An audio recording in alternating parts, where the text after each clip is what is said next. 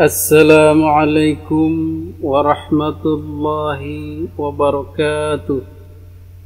Alhamdulillah hamdan wa syukran ala ni'amillah, salatan wa salaman ala rasulillah wa ala alihi wa ashabihi wa mawala, amma ba'du. Hadirin para netizen yang dimuliakan Allah subhanahu wa ta'ala, tugas berat kita pada era ini adalah membersihkan agama ini, membersihkan pikiran-pikiran muslimin Nusantara ini dari doktrin-doktrin Habib Ba'alawi.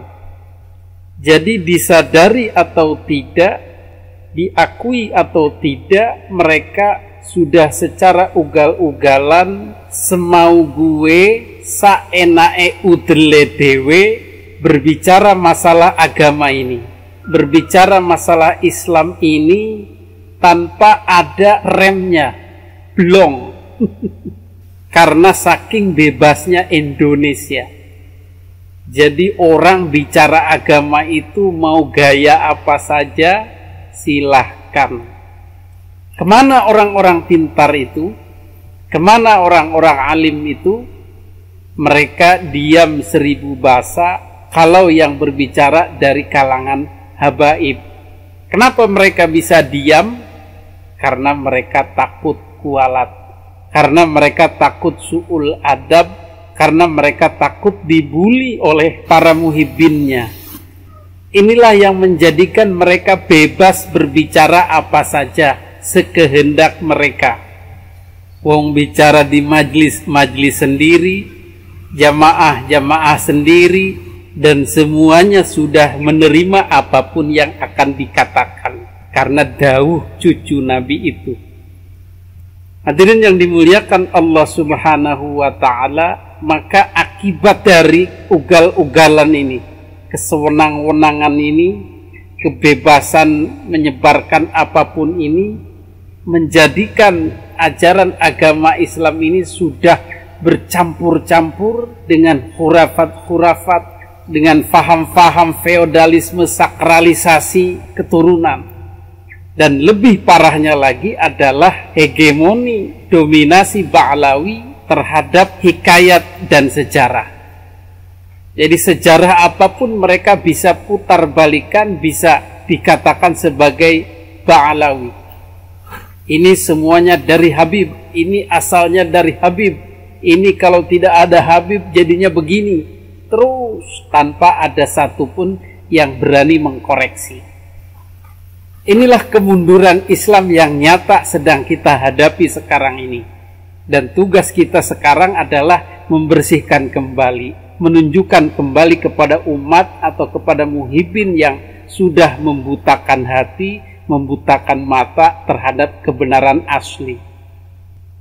Jadi kita tunjukkan ini loh yang benar, ini loh yang salah, ini loh yang sesuai Al-Quran dan hadis, ini loh yang hanya omongan-omongan belaka. Dan tugas ini sungguh sangat berat diemban oleh kita-kita, karena doktrin habaib yang sudah begitu melekat kuat sehingga akan terjadi resistensi, perlawanan, bahkan berbalik menyesatkan dan mengkafirkan kita. Hadirin yang dimuliakan Allah subhanahu wa ta'ala, ini adalah salah satu contoh bagaimana doktrin itu begitu kuat untuk melanggengkan kekuasaan mereka, kemuliaan mereka, kejayaan mereka di mata muslim Nusantara. Biar tahu kamu, yang tidak percaya kepada habaib, ya kafir hukumnya. Walaupun itu seperti itu, kita tidak menyebabkan kita bangga menjadi Habib, tidak. Kamu cinta kepada Habib, bukan Habib tanpa bangga. Kamu menghinakan Habib, Habib tidak kerdil, tidak hina. Kenapa? Bila mana kamu mencintai Habib, karena kamu adalah mulia, karena memuliakan orang mulia. Menghinakan Habib, orang hina. Tidak percaya sama Habib, bukan manusia. Orang yang sudah tidak percaya sama habaib itu kafir. Dalam pemaparan tadi, si Habib itu begitu mengkultuskan status kehabibannya seolah-olah sebagai raja di raja. pemilik agama ini. Yang tidak percaya Habib kafir. Habib itu kan sebutan keluarga. Sebutan yang lumrah bagi cucu Nabi itu Sayyid dan Syarif. Mereka telah berani mengkafirkan orang yang tidak mempercayai Habib sebagai keturunan Nabi. Itu kan sudah keterlaluan.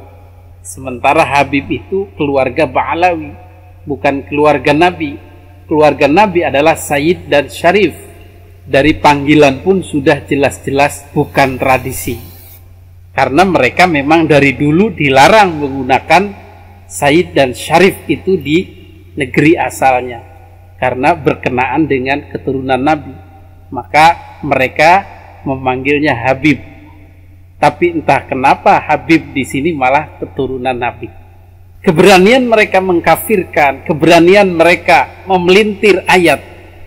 Penjelasan tadi kan memelintir ayat. Ayat itu seharusnya untuk Allah.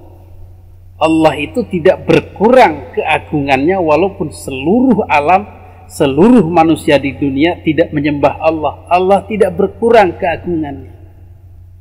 Begitu pula Allah tidak bertambah keagungannya ketika seluruh manusia menyembah Allah.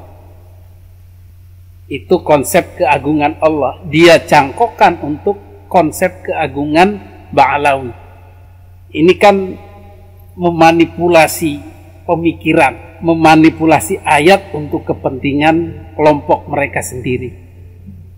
Inilah tugas berat kita untuk mengembalikan ajaran-ajaran agama ini ke tempatnya semula.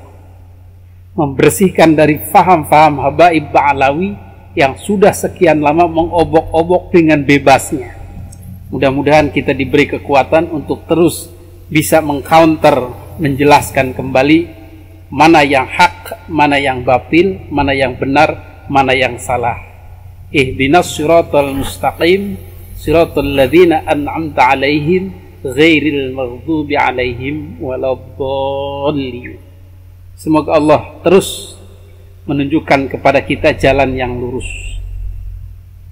Jalan yang ditempuh, yang diberikan Allah kepada mereka orang-orang yang telah diberi nikmat oleh Allah minan nabiyyina wassalihin, dan menghindarkan kita dari jalan-jalan yang ditempuh oleh orang-orang yang sesat. Orang-orang yang menggunakan agama ini untuk kelompoknya, untuk keagungan kelompoknya, untuk keagungan klannya, untuk kemuliaan klannya. Hadanallahu wa iyyakum ajma'in. Wassalamualaikum warahmatullahi wabarakatuh.